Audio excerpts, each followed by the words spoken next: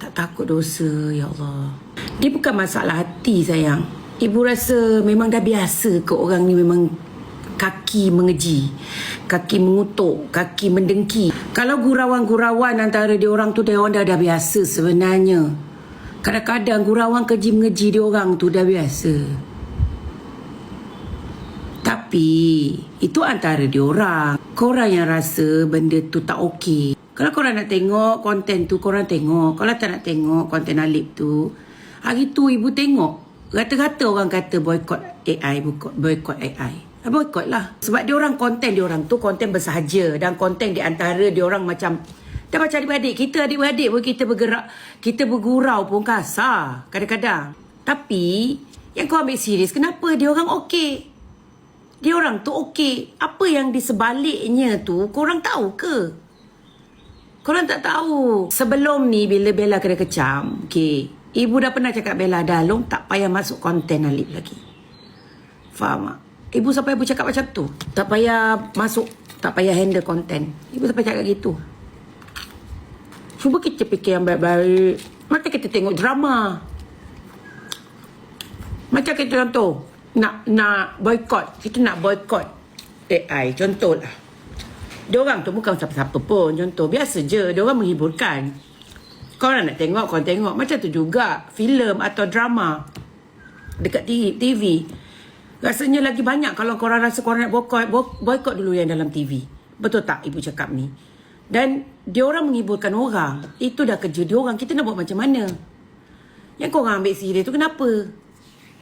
Sampai buat mental orang ni terjejas tau. Kita manusia, ada manusia yang memang perfect. Rasa diri dia perfect sangat. Korang tak berada di hadapan dia orang. Dia orang memang gurau kasar-kasar gila.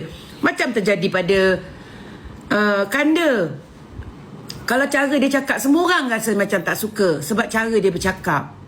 Itulah cara dia. Dia memang kawan-kawan dalam AI tu semua tahu macam mana. Betul tak? Tak payahlah nak fikir yang lebih-lebih. Dia orang dah biasa macam itu. Korang, ibu minta maaf, okey. Jangan DM Bella kat Bella buat masa ni. Sebab dalam keadaan dia tak okey.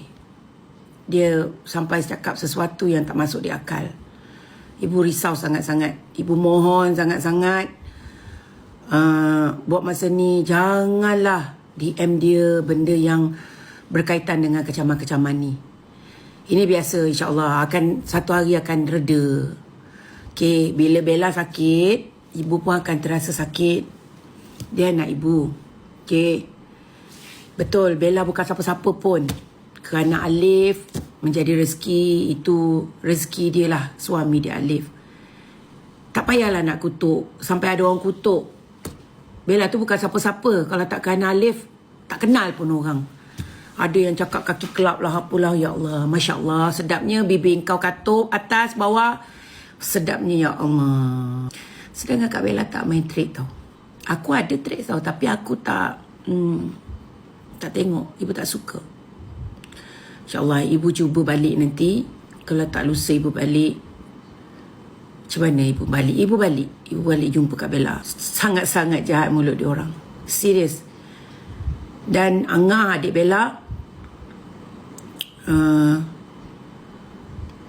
maybe dia dah dapatkan hikmat yang sesuatu untuk dia buat. Dan kita dah screenshot mana-mana komen yang teruk. Kau tunggulah. Ibu sampai cakap biar orang buat kita, jangan kita buat orang. Sebab bila kita buat orang, satu hari apa yang kita buat tu akan berbalik pada diri kita.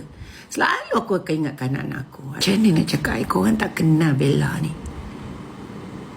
Memang anak aku. Ibu kan, ibu yang melahirkan dia tau. Aku tak nak pun anak-anak aku jadi macam ni.